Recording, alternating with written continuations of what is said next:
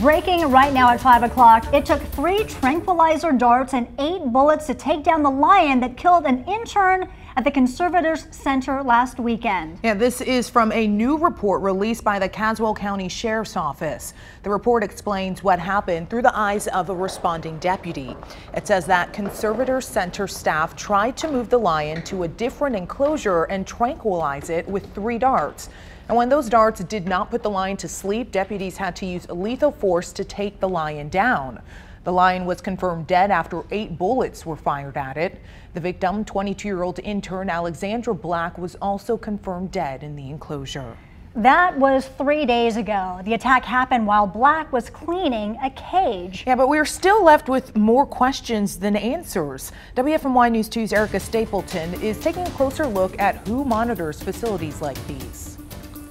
The Conservators Center is still closed today, but one question is who regulates these facilities? In short, it's the U.S. Department of Agriculture, but there's been a push over the past few years to get some state laws on the books. North Carolina currently has no statewide law regulating the ownership of exotic animals. In 2015, state lawmakers drafted a bill that banned private ownership of so-called dangerous animals like lions and tigers. That included families with pets and also certain organizations that did not meet criteria to be a wildlife sanctuary. This would have led the Conservators Center to make some changes, but ultimately the bill did not pass. Law enforcement in Caswell County says they've never had an incident like this at the center before.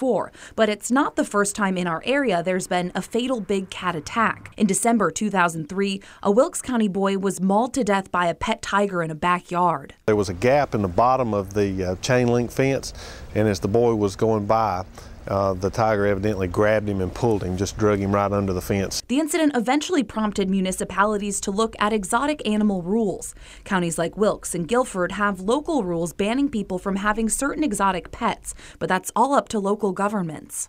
And keep in mind, the Conservators Center is not a house with a yard. It's a rescue sanctuary and educational facility. They have a license from the USDA, and inspectors come out and check it regularly. The last 2 inspection reports show no non-complaint items were identified during this inspection. We did reach out to the USDA to talk about what an inspection entails and what an attack like this means going forward, but there was no one to answer our questions due to the government shutdown. One thing that failed legislation would have done was shut down certain facilities that did not have AZA accreditation. The Conservators Center does not have that accreditation, but legally they don't need it. We'll have a breakdown coming up on 2 Wants to Know.